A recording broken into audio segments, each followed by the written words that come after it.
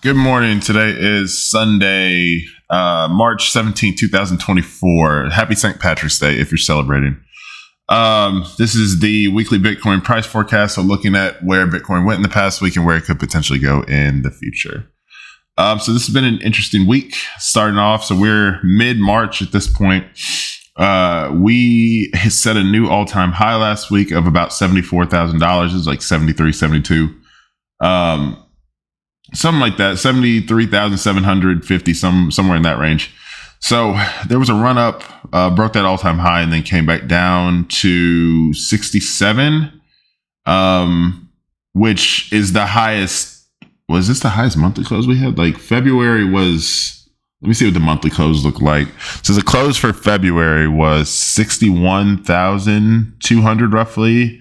The highest monthly close that we had was 56,000. It's looking like. So this was a ever so slightly higher monthly close than what we've had in the past. So interesting, yeah. And at this point in March, we're probably going to close and make a new higher monthly close as well.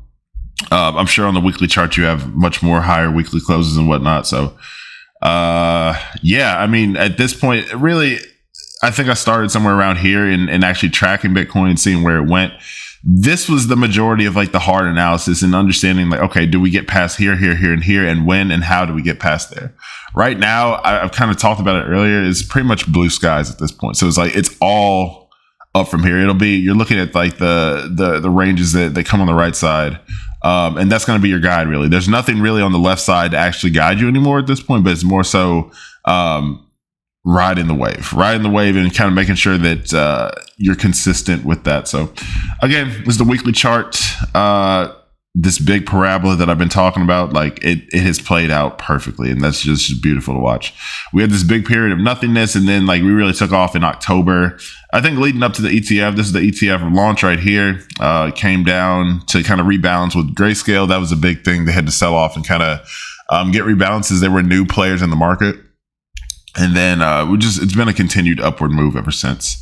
So this last week was kind of down. Overall, the first down week that we've had since the ETF launch. This is the first down week that we've had since the ETF launched.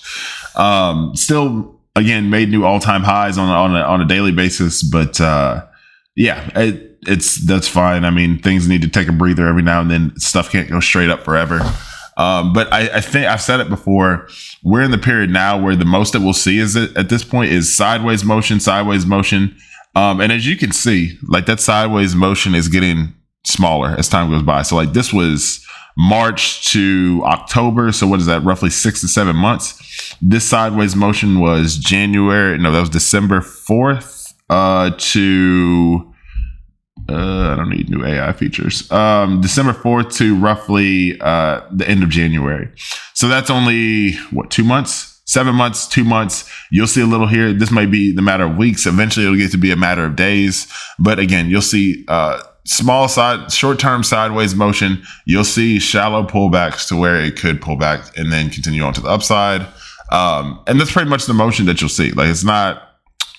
I think the era of like 80% pullbacks, and I mean, you may see some throughout the bull run, you may see some 50% pullbacks. I don't see that being a huge thing, but definitely we're not in the era anymore where you're seeing like these crazy moves that just run. We have these all-time highs and then we drop 80% for like 2 years. That's not. I don't see that happening anymore. There's just too much institutional and global pressure, honestly. So let's go ahead and put the drawings on. Actually, we'll go back to the weekly chart and kind of look at that. This blue line has been that parabola that I've been talking about. You have your moving averages that are all now curving up on the weekly basis. Even on the monthly basis, like you have, what is this, 50, 100, or is that 102? I don't know. So that continues on to the upside, and they're all curving up right now. So yeah, that's 50 and 100. What do I have here?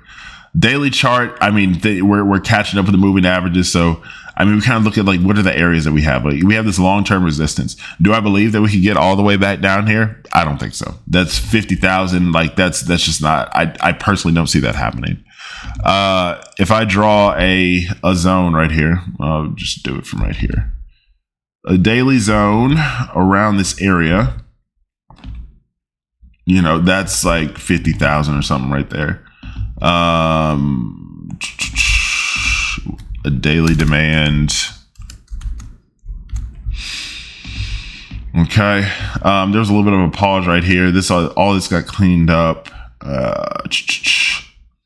Yes, I mean, really, you could see maybe a drop down to about 62. I don't even see that being a huge deal. We're at the point now where stuff is moving on the weekend. So like this is a Saturday candle.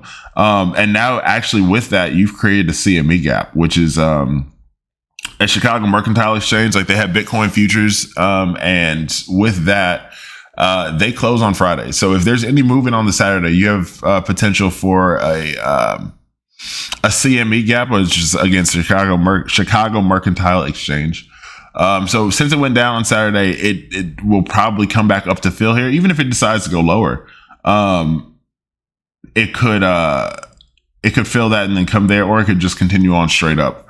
But this was about how big was this drop? That drop was $9,000, almost $10,000. So yeah, I mean, listen, crypto can be volatile. That was a 12% drop in a matter of about 3 or 4 days. So long term, that is a blip on the radar. I mean, we can come back in here in 6 months and we'll see like that was nothing. In terms of a drop compared to what the upside is. So like this is there are people who I've seen that's like, oh well, we're at all-time highs and we're just what are we gonna do? The thing is, we're gonna hold. I mean, at least I'm gonna hold. I don't know what you're gonna do, but I'm gonna hold at this point and continue on until we don't have any gas in this thing anymore. So really, I mean, we'll go down to the 4-hour chart too and get a little bit more granular. 4-hour chart. We're catching up to the moving averages now. Yeah, so the 4-hour moving averages have caught up. So it came up here. Do we have any imbalance here? A little bit. There's a little bit of imbalance there. And this is a good one. Right here. Right here. There's some imbalance that we could potentially bounce off of. 4-hour. 4-hour demand. There's a little one right here. A little pause in the action. I don't think this one's super significant, but we will still draw it nonetheless. I didn't want to do that. I didn't want to do that either. Okay. Right here.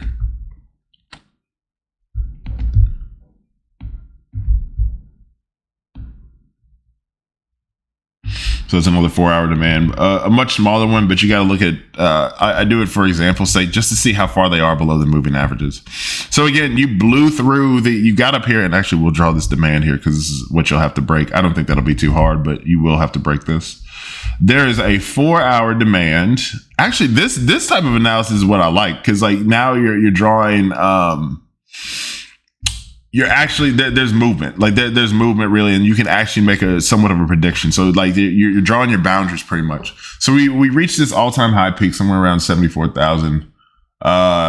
Came down, bounced off the 100 moving average, bounced off the 50 moving average on the upside, and then just kind of paused right here. So you have the 200 moving average is still kind of creeping up, and we still have yet to touch this 4-hour demand. So there is a chance that we could come down here, tap this, and then turn around. There's not really much to clean up right here. So this is the next zone. So you're playing in somewhere of about a $8,000 zone, 11% either way. Worst case scenario, we come like down to the 200 moving average or the $57,000 mark. And that is possible. Like we talk about probabilities and possibilities. I think the highest probability is that we continue on here. So if I look at this, like where is the moving average going to be at in a couple days, right? So this is the 18th all the way to Friday. So by Friday, if this moving average continues this trajectory, it's going to be about right here. But chances are, I think it's probably going to go back up to this way. So the moving average will probably curve up a little bit. So let's say we just continue on that trajectory right there that it was on. We continue on right there. So by about Wednesday, Thursday, Friday. Yeah, by Friday, this is why I say I find it unlikely that it'll break this. Just because, again, by that time, the moving average will be up here. And the 200 moving average is, of course, 2 times stronger than the 100 moving average. I don't know about 2 times, but it is more significant than the 100 moving average. So to break that is significant. So a mean reversion pullback, that doesn't mean a lot. Prices eventually, it's just the law of averages, right? Eventually, sometimes you're above the moving average and sometimes you're below the moving average, but eventually price does this thing where it pulls back. Even if it's on the uptrend, it'll go up and pull back to the moving average and continue up to the moving average and then keep on going up. If it's on a downtrend, it will go down, pull up to the moving average, go down, pull up to the moving average, go down, so on and so forth. Not always, it's not a guarantee, but this is what it tends to do, right? So it's the 4-hour chart. I don't think there's too much of a need to go too much lower than the 4-hour chart. But we'll go down to 1 hour and just see what we got. Are there any channels that I could draw? Are there any channels that I could draw here? No, I don't like that. I don't like that at all. That's okay. I mean, I guess that's all right. Like, that is an uptrend for sure. If we're looking at 4 hours, like, bouncing off the top and bottom, it's not going to be perfect. You kind of have this down here. But you're still very much so in an uptrend. So like you're sitting pretty. As a matter of fact, let's say that we come down and even a little bit lower to encapsulate this. Let's say we come a little bit lower on that moving average. So as you can see, let's zoom out a little bit. It's getting quicker. So you have this uptrend that we were in for a little bit. You have this uptrend that's moving very quickly to the upside. So it's getting steeper, right? And, again, it starts to get vertical, but we'll take a look, right? This is your channel that you're in. What other, is that all I need to draw? Like, we try to keep it simplistic here. You could bounce up. Yeah. And this is at the bottom of the zone here. So I see it being less and less likely that we're going to see too much movement below here. Like I said, we could get down to there, but my prediction is that we come up and break this 4-hour zone and then just continue on. I've said it before. I said it way back in April of last year. We are much closer to 100,000 than we are to, honestly, even we're almost closer to 100,000 than we are to 50,000 at this point, let alone 0. I said before the halving, which is going to be about a month from now, we could potentially get up to 90 to 100,000. I still think that's in play. And if we don't, that's fine too. But this is, still been a fantastic run either way. But it's going to be exciting to see what that actual price ends up being at the time of the halving. So